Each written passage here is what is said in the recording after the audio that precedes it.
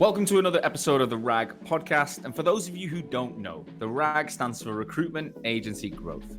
Since early 2019, I've been interviewing the most successful and innovative recruitment owners to learn how they rose to the top of their game. In season 7, I'm going to be having raw, authentic, and insightful conversations with agency owners, entrepreneurs, leaders, people across the industry.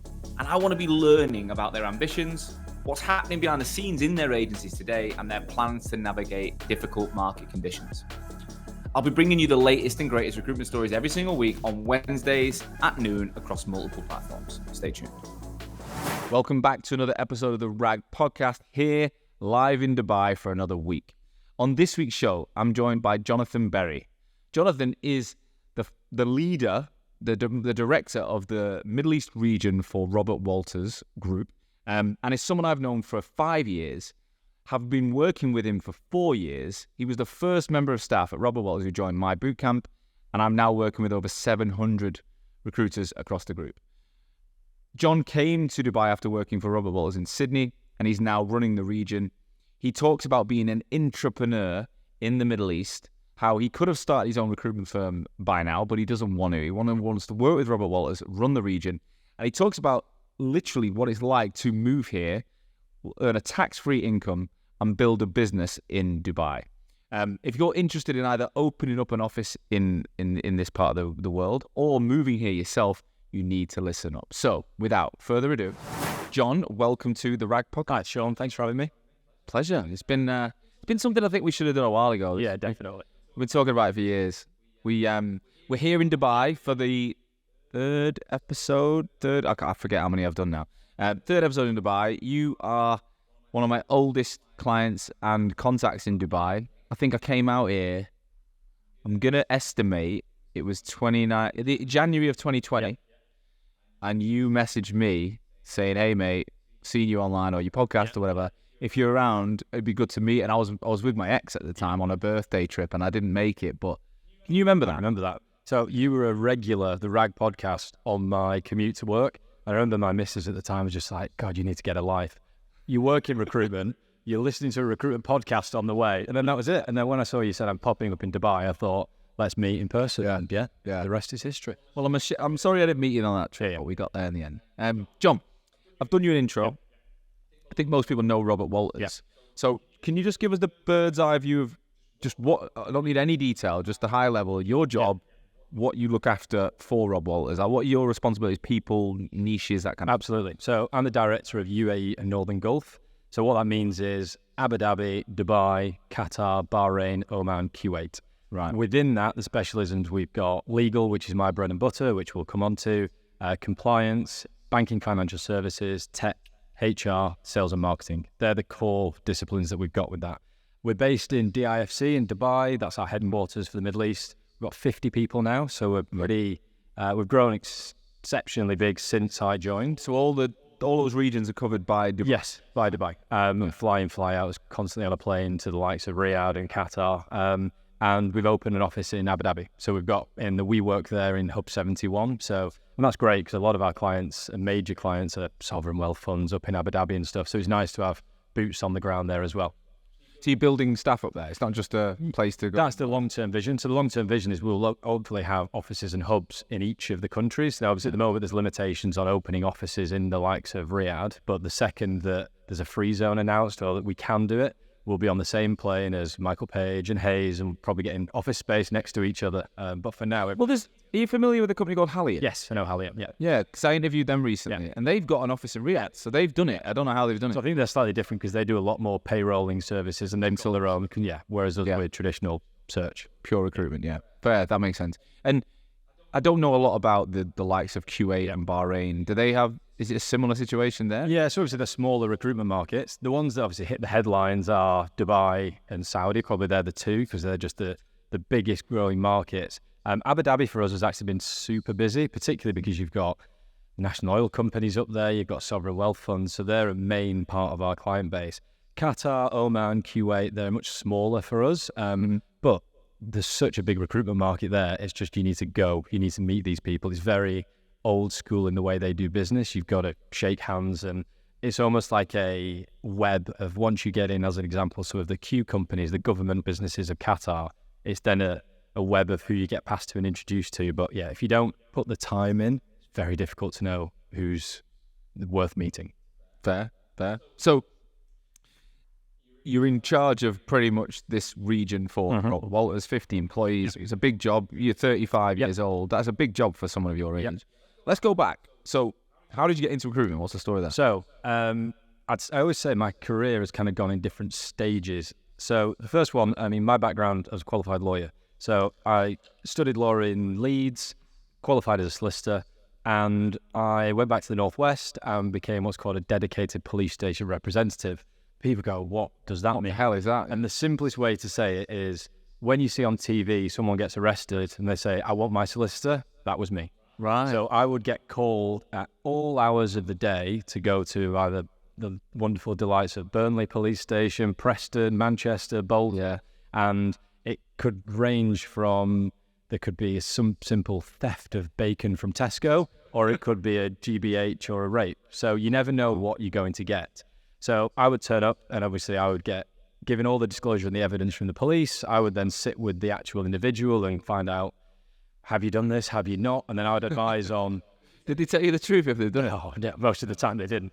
But especially when I was like a 22-year-old, way behind the ears lawyer. Did you turn up and they'd be full suit and tie? Who the fuck have they sent? Exactly. Well, they sent the kids. Exactly. Yeah. And then obviously you see in the TV shows where they say no comment. That's what I had to advise, whether it was accept it, deny it, or give no comment. I absolutely love that job. I would say in terms of interesting work, that was unbelievable. Was that more because you were just interested in the story? Yeah. And it was like whenever now, Netflix documentaries are cool, but back in the day when they didn't really exist, I was doing that live every single You were the bill. Exactly. You were on the bill. But it takes its toll, right? The money was crap, to be honest. Yeah. But also... Were you on call then, depending on when... So you just get a buzz in the night, you got to get to Burnley. Yeah, so that was it. And it could be 3 a.m, you've been buzzed in and you've got to go and see what happens. So it's jump out of bed, put the suit on and... Did you have an office as well? Yeah, so there's offices all over like the Northwest. So, but you'd have to like go in and 9 to 5 if there was nothing So else. day to day you'd be doing like the admin, the call files, all that kind of stuff. And then nighttime, you just get on call. So, but it took its toll, right? I bet. You're 22, 23, your friends are going out. And yes, I'm a qualified lawyer, but at that point you are...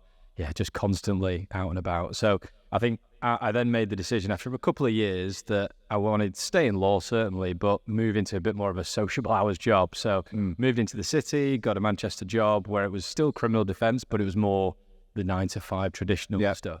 And then, so a couple of years there, and then decided, actually, am I loving this in the future? Am I going to be a lawyer doing this? I wasn't quite sure. And then a bit of a dramatic turn of events, me and my wife had a pretty bad car crash on a motorway. We both walked out of it completely unscathed. Where? Back here? Yeah, aquaplaned on a motorway, spun multiple times. It was pretty intense. And that was kind of the light bulb moment for us of like, what are we doing here? Let's just, life's short. It could have been very different end to that story. Let's try something else. And a lot of our friends after university travelled the world, got to Sydney and never came back.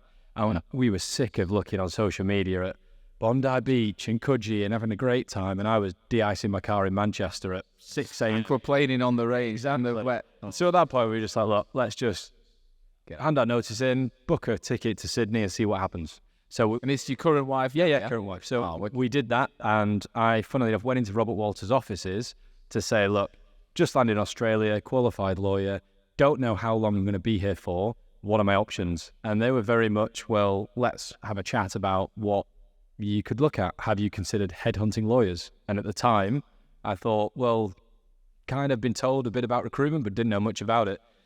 And then the rest was history, really. What year was that? 2014. Yeah. So I got there in 2011 and I didn't have I had a similar experience when I got to Melbourne. It was just like, I don't know how long I'm going to be there, but I did not think of going to a recruitment agency because I knew as a teacher my qualification wasn't valid. So I got like a coffee shop job and all that. I think I went through more like your high street Blue Arrow type. I didn't even know what recruitment was. And then a mate got a job at Randstad and I was like, I fancy a bit of that. That sounds pretty. And they put us on the 457 visa. So is that what you got? Exactly on that. Yeah, on the 457 visa. And did you talk us through what it was like? Because Sydney's an expensive city. Yeah, of course. You know, you've gone travelling, you've landed there. Did you have any time out, or did you go straight into work? Well, so funny enough, go back a step slightly. As part of when I was in Manchester doing the more sociable hours legal work, I also was a registered lawyer for the Football Association. So that came up because, again, as I said to you, I wasn't loving law, and obviously I'm football mad, as you know. So I thought, well, can I combine the two? So we kind of looked at almost on the side of work that we noticed that as a registered lawyer, I can represent footballers. So as we were doing that, there was a gap for lots of players who fell out of the game after a youth contract, say 17, 18 years old. And we were looking, well, can we set up an outlet for these guys to get back into football? And obviously that we would represent them as their lawyer. So as we were doing that, we were setting up exit trials for players to come and have a look at, scouts to come and have a look at. And that I plan to do in Australia as well. Wow. But obviously, football is not the same animal in Australia as it is in the UK. So as we were doing that on the side, I kind of thought, let's just curb that and just go all in with proper recruitment at Robert Walters. And it was a big culture shock because I'd kind of gone from being a lawyer, then being an FA registered lawyer, which I thought was my dream, then going to football in Australia, which isn't really a thing, and then changing career again and changing countries. And it was a huge culture shock. And I'd probably say for the first 4 to 6 months, I was second guessing myself. Have I done the right thing? I bet. As well, like telling people you're a lawyer is a bit more prestigious than saying I'm a recruiter. Well, that was actually part of the interview process. I was always told, how would you feel if in 6 months' time or 12 months' time, you decide actually maybe go back into law and you're now not considered because you've left the law now and you're now a recruiter. And even the psychological side of your friends and family thinking, well, does that mean you're a bad lawyer? Is that why have you left law? Is that because you couldn't hack it? And those things all go through your brain. But obviously I had a very clear vision of I just can't see myself doing that in the future. And I think the way that Rob Walters sold recruitment was meeting people, building relationships, solving problems, wining, dining, lunching with partners and general counsels and heads of compliance. And I thought, do you know what? That sounds, it aligns with my personality. Do you know what? I had a similar, I was a teacher. I wasn't a lawyer, but I was a professional in my own right, that when I get towards I can't do it, I used to say, when people say, what do you do? I'd say, I'm a teacher that works in recruitment. Yeah. And they'd be like, what do you mean? Yeah. Like, well, I'm a PE teacher in England. Yeah. But over here, I work in recruitment, can't do it. And it wasn't until I actually left and moved back to the UK and got a job in London in recruitment that I realised I'm a recruiter. Yeah. Because I'm in the UK. Exactly, yeah.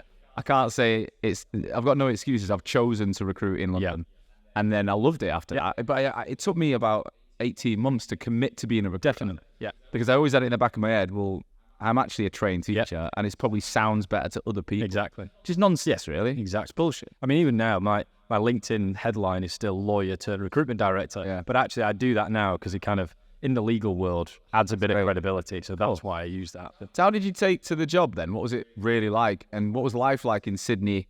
New job, new city, your wife's there. Like, you got a lot to... Yeah, I mean, to be honest, that was some of the best years of our lives. We always said that because it was no kids, no responsibilities. And in Sydney, obviously, as you know, no one drives. So it was, everyone was similar age, kind of that 26 to 30. It's a boozy place. Going out, coffees in the day, drinks at night, get the metro home and just repeat. And it was just really fantastic lifestyle. Very outdoorsy. Everyone was walking out and about. And then it was just a lot of fun, to be honest. And I think I kind of felt lucky as well that the team and my manager at the time, shout out to Henry Smith, he was fantastic. And he kind of we were just peas in a pod. He taught me everything, every meeting we were on together. And people used to say we were like Harvey and Mike from Suits because we were just together. You were Mike? Yeah. I was the apprentice. Like, right. Exactly. But yeah, and it was just really good. It was a super developed team. They already had great relationships there. So I just kind of slotted in. I would imagine if I'd have gone into like a cold calling team where I didn't have a clue about how to recruit or didn't have that guidance, I'd probably fallen out of recruitment. You never know.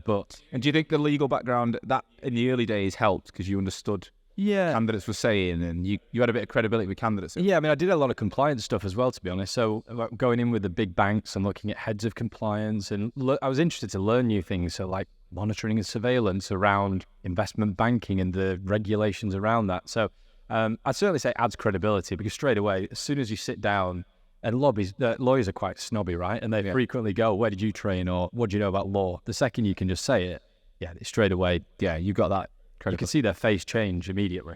I was the opposite. So I recruited IT, and I remember literally I said this on a recent podcast. Me and this lad Stefan started. Shout out to Stefan Fonzi in Melbourne if he's still around. Yeah. He was an IT support desk guy who got a job in IT recruitment, and I was an XP teacher who'd never even owned a laptop. Yeah. So they're telling us about IT application development and infrastructure, hardware. I didn't know what it was. And he just understood everything. Yeah. So I'm like, I'm so jealous. The challenge he had was he was an IT guy first, and he didn't naturally take to the communications. So if you'd combined the two of you, you would have we'd have been perfect. Yeah. But I think I could learn tech faster than he could be charismatic, if you know what I mean. And he did all right. I don't think he lasted in recruitment for that long. He did a couple of years, but I remember feeling jealous of people that understood it. So I think with your background, it must have been a nice cushion. Yeah, it's a softer landing, definitely. But then... But the sales side was new, right? The hard part definitely was the time management, the picking up the phone. Back in those days, makes me sound old, but it was a lot of desk headhunting. It was pick up the phone, and people didn't necessarily have mobiles. It was you were calling their desk phone as in 2 seconds you had to attract their attention and say, I'm calling, appreciate your boss might be sat next to you, but can you give me your mobile number? I'll speak to you after work. I've got an opportunity. All those days have dramatically changed now, definitely. It's still... I mean, could you even get through to someone's desk phone? I mean, we still have the Rob Walters, but they're just redundant, to be honest. Everyone's got a mobile, and to be honest, everything's on WhatsApp and all sorts. Even when I was in 2014-15 in London, though, contract recruitment was run by email.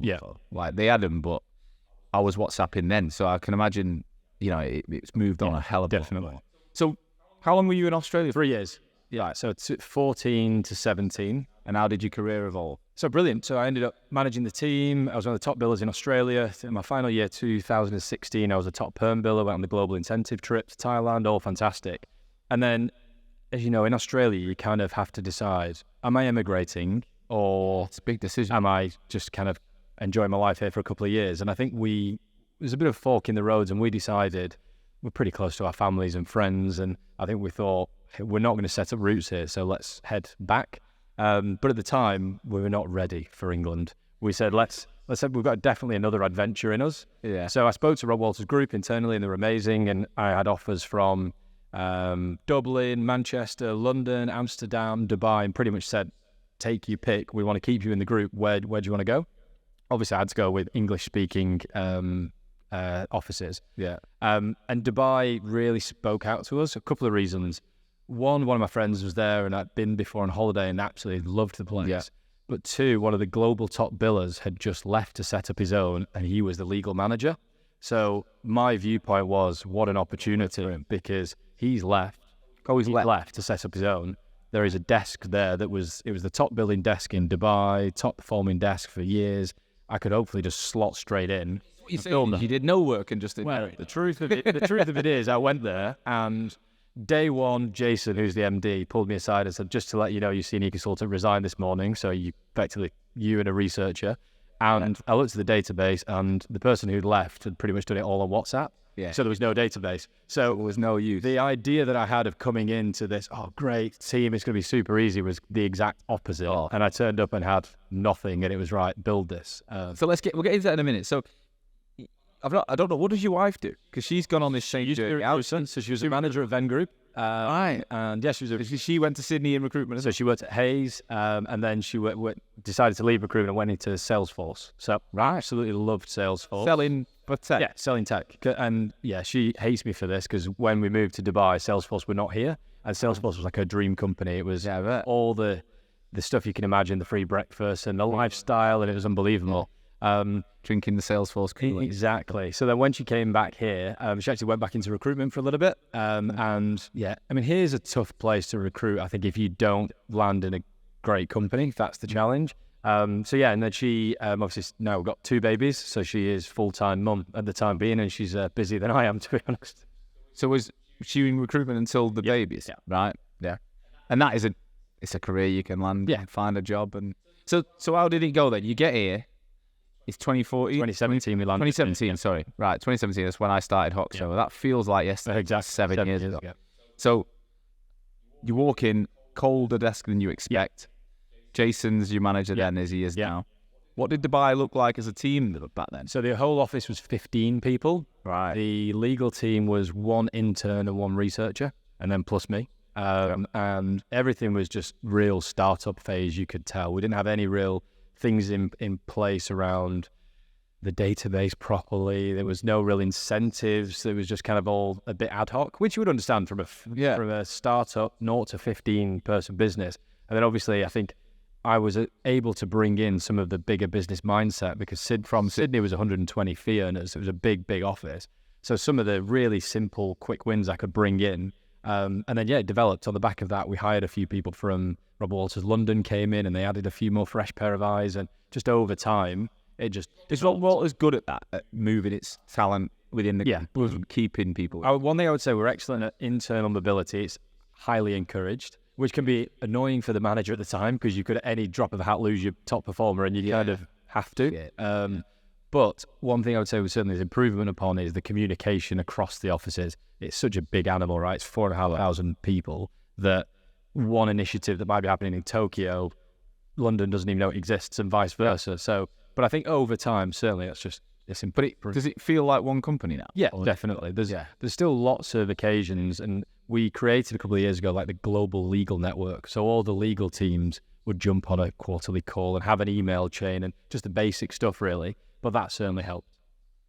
And going back to, so you said you managed a team and you were a top biller in Sydney. Yep.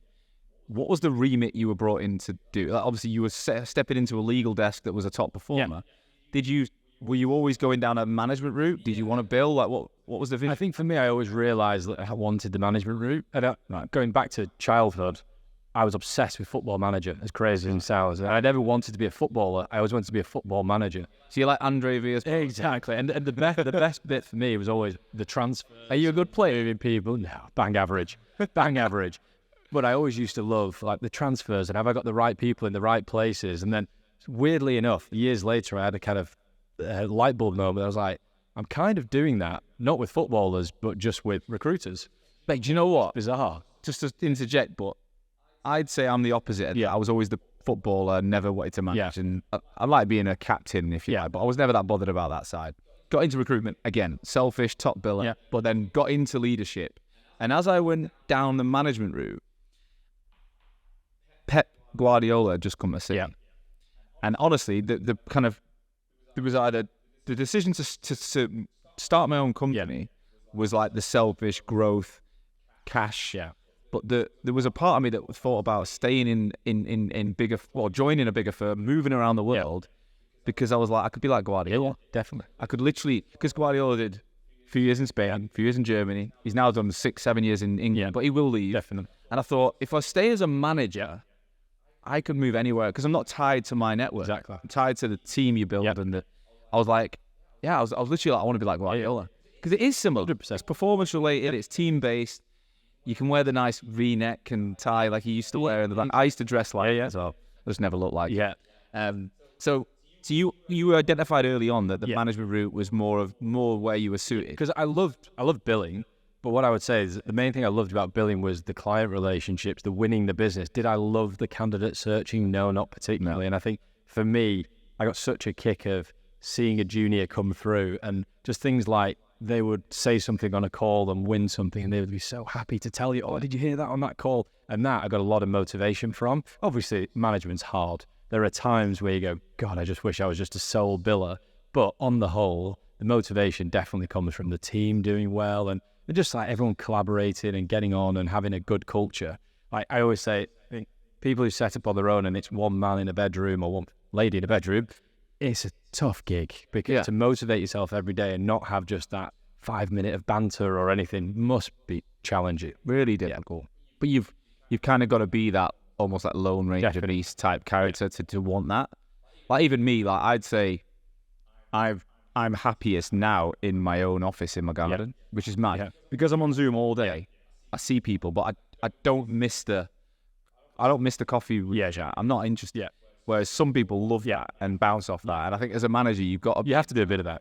Absolutely. And it's also you're arms round 100%. How's your weekend? How's your family? All that kind of stuff. But it didn't come as natural for me, that bit. Well, actually, one of my friends, it's funny, he always used to say that, because I used to be known for going on like client lunches and stuff. And he used to say to me, he's like, I don't know how you do it. How do you care? Like, are you bothered about that person's kids or the fact that they're just doing the school? You know what? That comes natural. when it's a business relationship, I know everything about everyone, and like I'm surprised I didn't know your missus in recruitment. Actually, I'm like, but when it comes to my own team, I almost have to remember to have that chat with them. Do you know what I mean? I'm like, that's a business relationship. So is your team. Your team are your business, and I've learned that the hard way through Hoxo that I've made those mistakes. I think. So before we look at the leadership bit, how did you? Because I know you built a successful recruitment desk in Dubai. Talk us through the journey, and what do you think it takes to make, to build well in Dubai? Like, what are the fundamentals you need to consider? The number one thing for me was I can't do this on my own. So I knew that I need to hire the right people straight away. Team was the team. 100%. And actually, the first hire that I made is still with me now, Nick Ibusi, and he was one of the most critical hires I made because I knew that I'm going to need a 2IC here, definitely, and we can attack this together and go on a journey and then build people around that. And that's exactly what we did. And 6 years on, he's still with me, and actually we just promoted him to associate director. Wow. Great stuff. What was his job? He was a legal recruiter in the UK.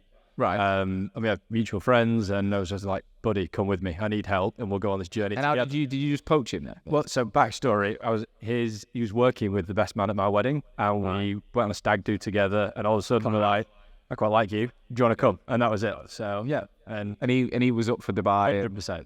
So, and then around that, obviously, we've made strategic hires. We've hired lawyers into the team. So we've actually got, I think, 4 or 5 qualified lawyers in the team now as consultants.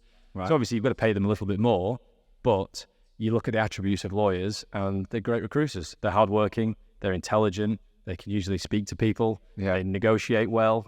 So at that point you go, right. Is the outbound bit the difficult bit? I can imagine they'd see it a bit below them to pick up the phone and personality. Some lawyers, absolutely. But a lot of them, no, they're just hungry and want to go at it. And obviously competitive beasts by nature usually. And when you start seeing a leaderboard, lawyers want to be at the top of that leaderboard. They don't want to be near the bottom. So we made those hires. And I think we strategically looked at as well the basics of who are the biggest legal teams in the Middle East. Chances are there's going to be more attrition there. Let's go and meet them. And almost like the old school way of we need to get in their faces and they need to know who we are. So we will meet them in their office. This is recruiters, or is this? No, this is the clients that we're going to meet. Yeah. So we knew that some of the sovereign wealth funds have huge legal teams. Let's go and meet them, tell them who we are. So you were literally like classically phoning up, can I buy you a coffee? Can I buy you around Abu Dhabi and Dubai, like crazy, but smart crazy. That's how I built my recruitment desk.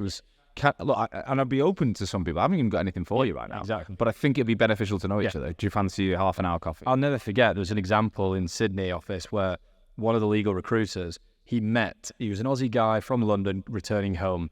And he said, look, can I meet you for a coffee? Super senior. And the recruiter at the time said, look, I've got nothing for you, but I'll meet you for a coffee. Lo and behold, that guy gets a huge job. Who does he call and said, I've just got signed off for 18 positions exclusively. You were the only recruiter that gave me the time of day and took me for a coffee. They're all yours exclusively. Yeah. And then he was the top perm biller in Australia solely because of that coffee. And that stuck with me. So I was like, meet everyone. Give everyone the time. Absolutely. Because you just never know. They could be someone's brother, next door neighbor, who knows? So we just did that. And then we also looked at, which I suppose this is the benefit of a bigger business, where else have we made placements? Not necessarily in legal. And we go, right, hey, we made a placement in finance with you last year. Let's chat to the CFO. Can you introduce me to your legal team? We've already got a contract in place. And then let's go from there. I'm interrupting today's episode to give you a message from our brand new sponsor. Now, this company are called Untapped, and everyone knows that Hoxo, through this podcast, I've explained that we've built our team internationally, heavily in South Africa, okay? And I get questions all the time from clients and people who listen to the show, like, how have you done it? What was the process, etc. Well, I've partnered with a business that can ultimately reveal it all, share it all, and help you do the same, right? Because look, it's been a tricky year for the sector, and many of people through uncertain times have had to streamline operations. However, accessing low-cost resources internationally has proven to be a bit of a cheat code for some people, including Hoxo. But anyone who's tried it, like us, it's very difficult, a lot of work, process to get it right. So this company, Untapped, are one of the hottest companies in the market. They've helped Hoxo, they're helping our clients. And they specifically look at companies in the UK, US, Middle East, and Australia transition to using remote individuals and building full offshore sourcing and recruitment solutions. So they source talent pools from places like South Africa and the Philippines. And we're talking about experienced talent here. We're not talking about graduates with no experience. This is like people with 3 to 5 years recruitment experience, and integrate them into your UK team, okay? So they work remotely, but plug into your UK team. They put around 3,000 candidates per month through an intense 4-stage interview and online testing process to find the top 1% or 30 people and secure these people for work with recruitment agencies like yourself. You know, all candidates are benchmarked against UK competency frameworks and the way in which you would hire in the UK. So we're not talking about cheap for the sake of being cheap. We're talking about international, experienced people just living in lower cost locations. So it's a really simple process. If you want to work with these guys, you pay a deposit to kick off their search. They then provide a candidate shortlist in 14 days. And then you can put people through your own process to hire them permanently, or there's a freelance option. So if you just want to try before you buy, they can employ them. You pay a daily rate and it's a freelance option. Untapped are totally transparent with all the salaries and fees. But, you know, we're talking about you'll still pay about 70% less than a UK equivalent in that role. So it's a no-brainer to complement your existing team, to handle surplus demand and ease cost pressures. You know, if you're not using this to rip up your business and rebuild it with global resources, then you're probably going to fall behind eventually. So due to demand and capacity, they're only operating on a waiting list right now. So if you want to be part of their waiting list, go to www.tryuntapped.com. Okay, www.tryuntapped.com and check out their information. Make sure you say that you listen to the RAG podcast, because they'll do you a very special deal as well. Right, go and check them out. Back to the show. So what was your trajectory like? Like, was it personal billings or team billings? Both. That you were measuring? Both. So I mean, obviously with me, I was the only real biller at the beginning, so it was kind of high pressure to build the team and bill and just get yourself out there. So, and we then very quickly built a strategy of private practice and in-house separate, and just get out there and just meet as many. Which one did you focus? So I was in-house and Nick was private practice. Right. It was very much the same candidate base. You just shift them from one place to the other. So wow. And tax-free income. Yeah, big plus. What was? Do you get used to that really quick here? Like, was that like a novelty that wears off? Yeah, I mean, I'll never forget the first pay slip that I got. There was just one number. I was like, well, where's the rest of the deductions? And they were just where's all the NI? Genuinely isn't any. I was like, wow, that's pretty cool.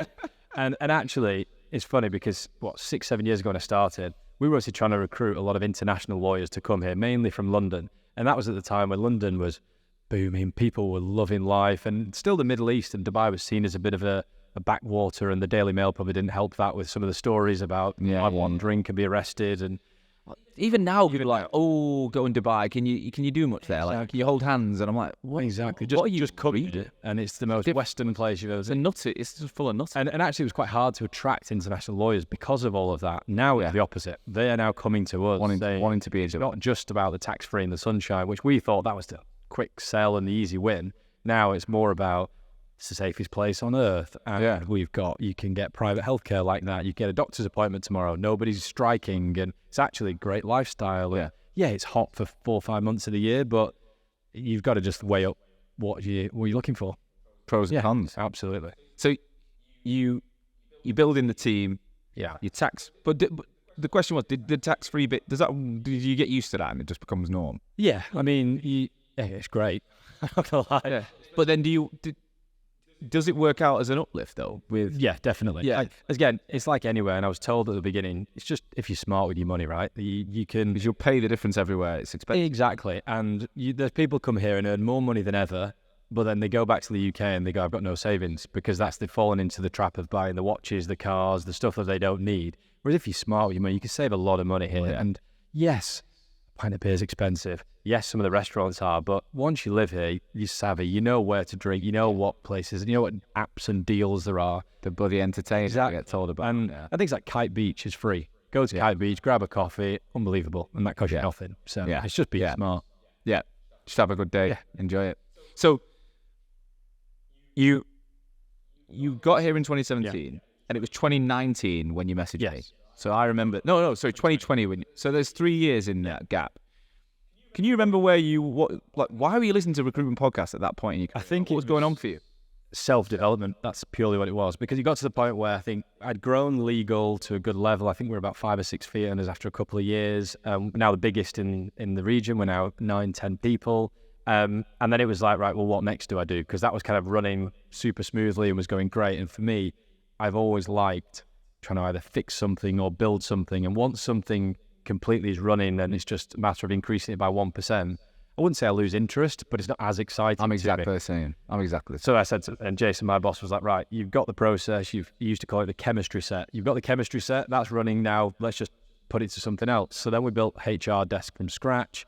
We then built compliance and just went on through there. And I think for me, that was, how do I personally get to the next step? So if I've got this chemistry set and it seems to be working well, how do I improve myself as a leader? And just wanted to know, how can I be better, to be honest? And then obviously... What would you say, if you look back at those first few years, what would you do differently? Relax more, I would say. Because I think I was very much about, we need to do this, X, Y, Z. And it was great and it obviously worked. But I think a lot of the time, it's just a matter of just trust the process. If you've got yourself under undue pressure. Exactly. If you trust the process and follow it, it will work, rather than thinking, oh, that's not worked this month, we might need to change it. Let's do this, let's do that. It's more about just probably relax a little bit. When you say the process, what do you mean? As in, are we attacking the right clients? How are we approaching them? Should we change this? And sometimes, I think, again, going back to the Guardiola reference, he has a plan. He knows how he likes to play football. That doesn't change whether it's the 80th minute or the 95th minute. No. He just trusts his process. I think is so amazing about Pep. Yeah. And also, we have a couple of bad games. Yeah. He doesn't change the way we play. The only thing that annoys me about Pep, which is totally off topic. But week out. Yeah. But like, do you remember, like, we lost to Chelsea in the Champions League final, and he doesn't play a defensive midfielder for the first time in 40 games. Like, he has these moments where he tries to be too clever. Yeah. But then if you look at his track record, you can afford those moments. Exactly.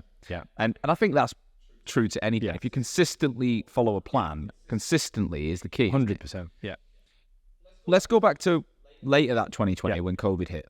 So how did what was your experience like? You know, you living out here, you've been here a few years. Yeah. I mean, what was it like living here when it went into... That was the most mental time of probably anybody's career, but certainly ours. Yeah. Because obviously, me and Jason were the two kind of like key leaders at that point, and we've never experienced anything like this. And obviously, Jason was speaking to the other offices globally around, and it was crazy because it was obviously speaking to our Asia offices first. So they were obviously in full lockdown, and there was this thing called COVID and all sorts. And at that point, we were going, it's never going to hit us, or what's certainly not going to hit the recruitment market for us. And then you would just slowly hear these offices it was happening to. And then we were kind of thinking, we strap ourselves in, something's going to happen. And even when it did, I remember going on a meeting the day before the full lockdown, and they zapped my head with a temperature gun. And I was just like, what is going on here? It was like a scene from a film. And then, that was it, full lockdown the day after. You didn't have it for as long. So Dubai, I would say, did an amazing job that we were in full lockdown for 3 months, and that was it. I think Sheikh Mohammed and all the leaders decided that we need to go as intense as we can to get rid of this where we can, and then open the doors, because ultimately how much money is made from tourism and the hotels. Economically, it's all about. So that's why they got it out. And I think it was very clear instructions that we are staying in for 3 months, but then that will help. It got hot then. It was getting hot, wasn't it? Yeah. So what was that like for you in your flat? Oh, weirdly, me and my wife talked about this. We actually loved it because you were just in and everyone was in the same boat, and it was just a strange time. And I think you go one way or the other. And we were. Did you have like a little balcony? Yes. We were on Zoom calls, and we created like the Stay In, and it was like a virtual pub that we all had in the office, and everyone was having a drink together, and it was quite a nice coming together environment. And obviously, how did you get drinks then? Was it all online? Yeah, no. So we could. There's MMI shops here and stuff that you can get. But yeah, so it was just one of those where it was quite a nice coming together. Obviously, we were very fortunate. We were not affected by any health reasons or family. Well, I know there's obviously different circumstances, but yeah, we actually quite enjoyed it. But from a work perspective, it was crazy. We had, I think, 95% of our jobs dropped off. We're obviously perm only predominantly, so any offer we'd had accepted, they were just getting cancelled. It was a real mess. And it was just, our job changed from being recruiters to almost being motivators and counselors. It was just speaking to the team, speaking to clients about, the first thing we always said when we called the client was, I am not calling you for work, just to let you know, because that would be ridiculous. It's more just checking in. How are you? But that's what it needed, and that's why I think the businesses that cut too deep with furlough and redundancies, they struggled because they didn't do that. And everyone who had the cash reserves or the desire to keep people on the phone probably bounced. I mean, everyone bounced after because it was mental. Well, we were very clear. Bounced faster. Because we said that everyone was taking from top to bottom 20% salary reduction for 3 months, but we will give that back later in the year when money's gone better and everything. And everyone was clear about that. Everyone was super on board with that. We didn't cut any headcount. We were just like, we've spent years building this good quality group. And again, this is maybe the foresight of Jason and the other MDs that there will be a bounce at some point. Yeah. We don't want to have cut heads, and some of our competitors cut 15 fee earners overnight, 20, and then lo and behold, 6 months later when the market really bounced, they were scrambling. They were trying to hire those people back, and the damage is done at that point. Yeah. Whereas for us, we had the team ready built. Yeah, and that was when we started working together. So my earliest version of the personal brand bootcamp, you were one of the first people to join. So what made you make that decision back? COVID, I think, made me realize that there's this whole world of digital side of recruitment, which, again, LinkedIn for me used to be a job board, I'll be honest. Yeah. It was the second I had a legal counsel, 3 PQE, I would put it on LinkedIn and then just see what came in. And that was it. And then never really interact with LinkedIn again. Because LinkedIn Recruiter didn't exist for the first 6 years of my career.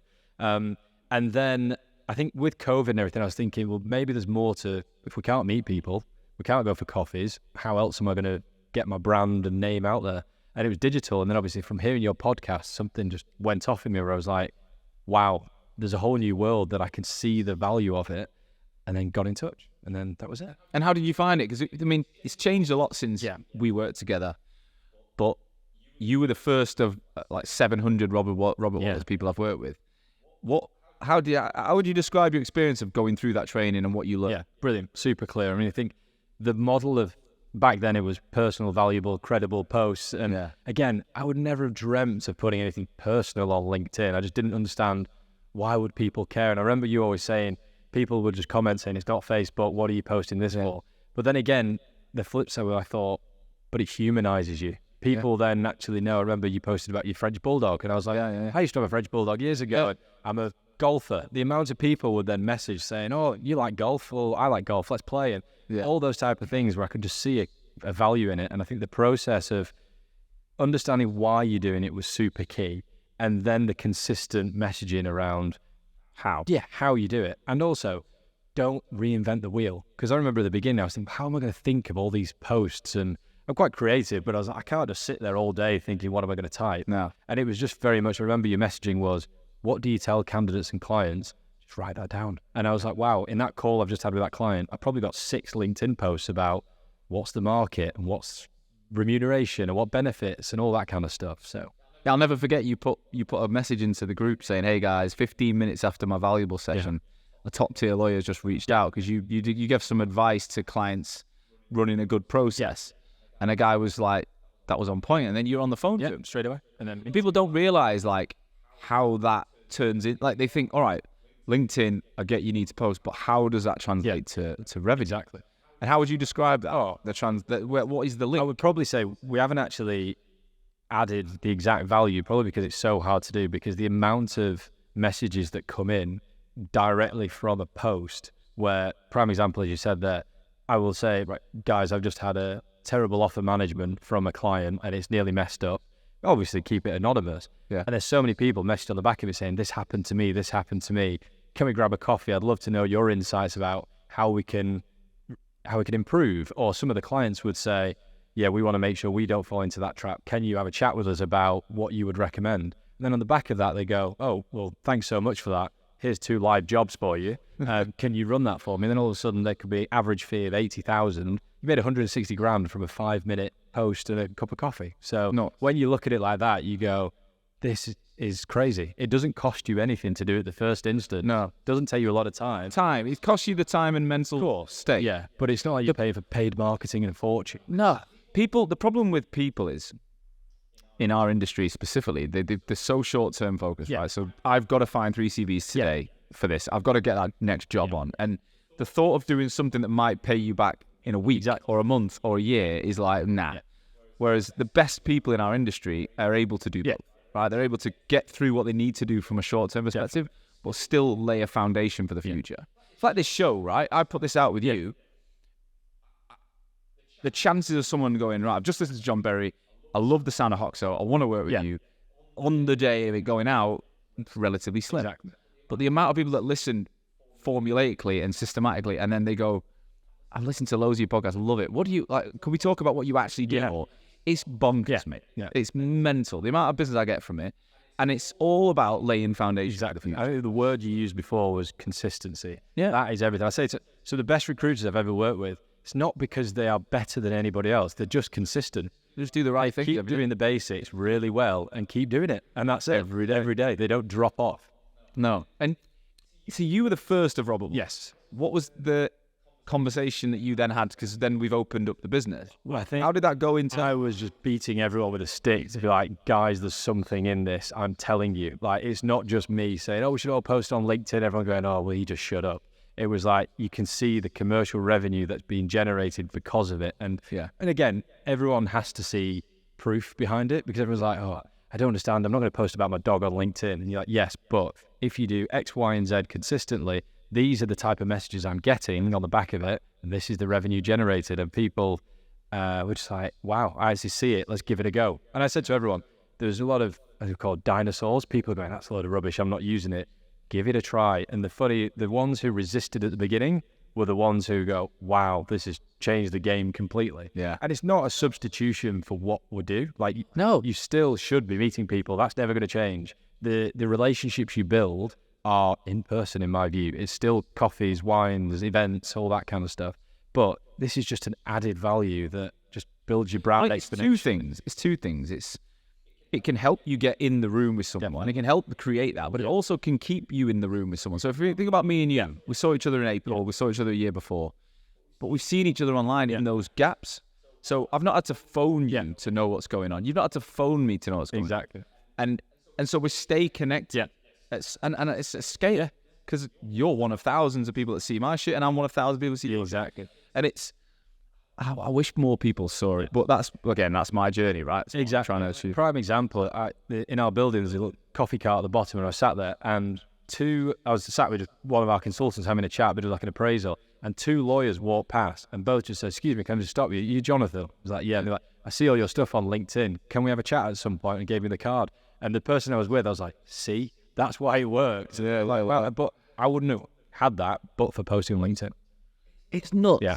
It is nuts. I was in Belfast recently, right?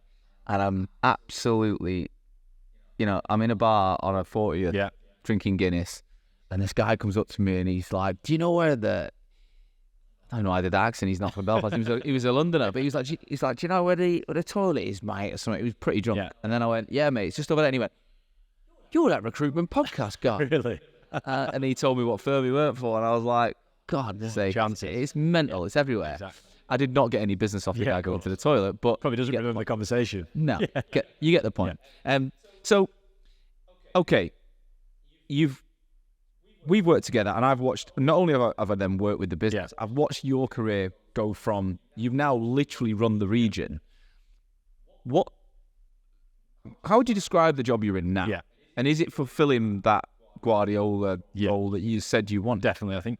Now, I was a little bit concerned at the beginning, because I was thinking, am I getting too far away from recruitment? Because all of a sudden, it's very much, you've got leadership team, you've got senior consultants, you've got people below you that do all of the job that you're used to. And it's quite a fast learning curve where you go, almost now I'm learning to be a businessman. That's what I was always told, where you're looking at P&Ls and hiring and firing and business strategy and cost cutting and expenses and events and all of that really isn't related to the core job of just selling. Yeah, selling. So, but actually loved it, because I built teams, and Nick example is a prime example. Hired him as a consultant 6 years ago. He's now been promoted 4 or 5 times, an associate director, and you see how far he's come in his journey, and that's motivating to me, because I'm like, wow, that's super cool.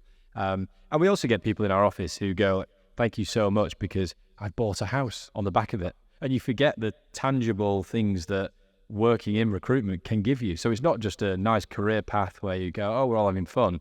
People then make bonuses and save money and buy their dream home and go, wow, that's amazing that's opportunities happen. So based on that, love it. And I'd say the actual job that I do now, much more strategic. It's much more, have we got the right people in the right places? Back to the Guardiola piece. Tactics. But then also, is everyone motivated? If not, why not? What can we do to motivate people? And it's not just money. Do you have a target on your own head from a billing perspective? No.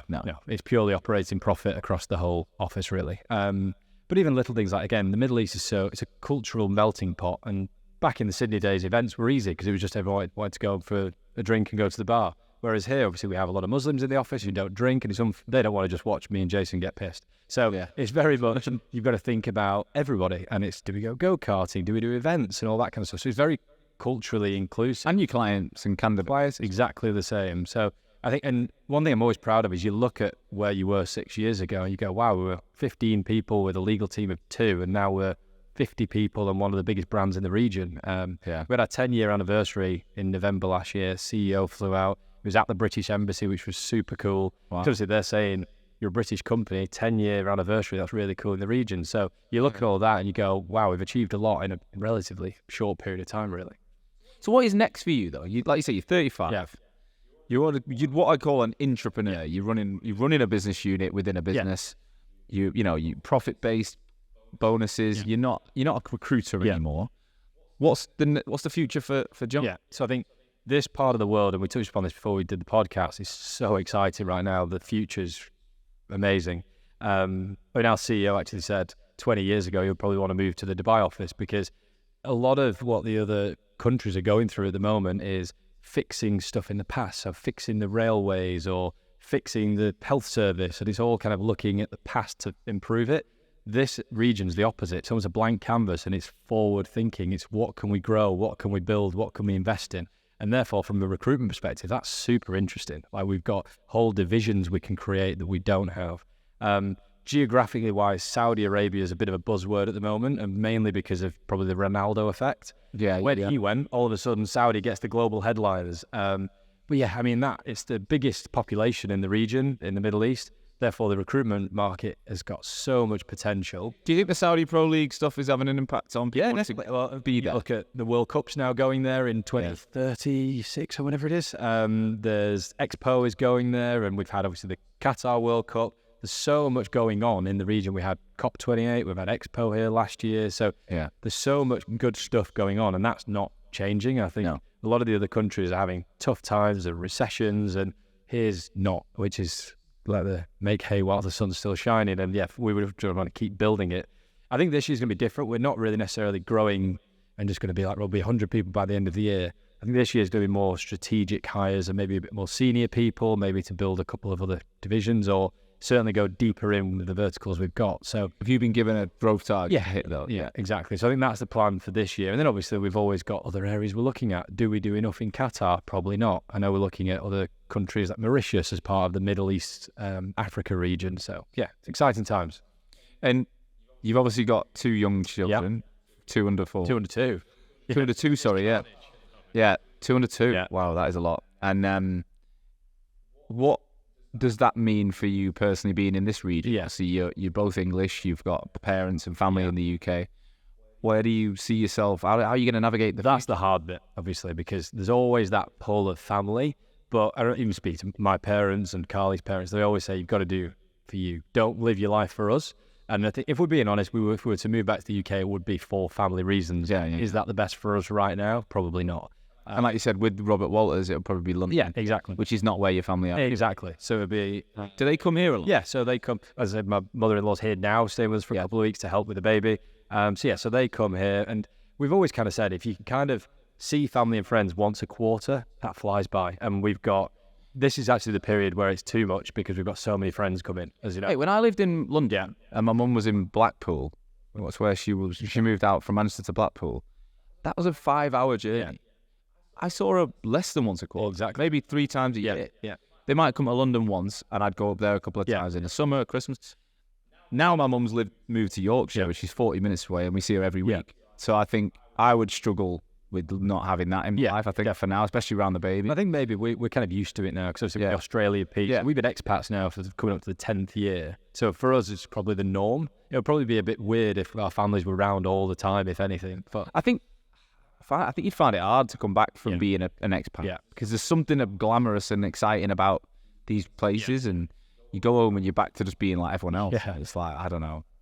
Mate, thanks so much for giving me your time. Thanks for being an amazing client. You've been, flying the flag for me in Robert Walters, but it's been great to watch your personal journey on LinkedIn and all the stuff you've done. If anyone's listening who perhaps either is interested in Robert Walters or in fact, let me go back to one question before. Like, I think people are going to be listening to this. Why haven't you started your own business yet? Like, what's keeping you at Robert Walters? That's the question I want to finish off, because that's the bit I think other people might be going through. Great question. I think Robert Walters in particular, I think the company itself is what's kept me, because I've always been backed. If I've ever had an idea or I want to set up a new team or set up a new division or hire somebody, as long as it's sensible and it makes commercial sense, I've always been backed, and they say go for it. So in the same way, like you said, an entrepreneur is, I'm doing the job as an entrepreneur, but within a business, and I'm proud of what I've built, to be honest. So I think for me, having that backing and the brand has been fantastic. So I think, I could have done it a couple of years ago, and I've always had people knocking on the door saying, why are you not doing it? But I think I'm pretty happy. I like having a lot of people around me and a good culture and seeing people grow, whereas you start on your own, and like you said, back in a spare bedroom on my own, hammering the phones. And does that excite me as much as coming to an office, having 40 people, and we're going for big quarterly bashes and boat parties and stuff? So that's the stuff definitely that keeps me going. So it's the Guardiola versus being a player, right? Exactly. And so someone who's listening who perhaps is on that fence, do I stay where I am, become like a director? Do I go and get a big job in a region, or do I start my own? If they wanted to talk to you, you'd be open to them reaching 100%. out. And anything to do with the Middle East, because there's a lot of interest. Lots of people in Australia, the UK are interested, but they don't know anything about it really. So more than happy to take any messages. Mate, you're a legend. We'll get you on again in the future and see how your career and the business evolves in the region. But thanks so much. No worries. Thanks, Sean. Thank you as always for listening to today's show.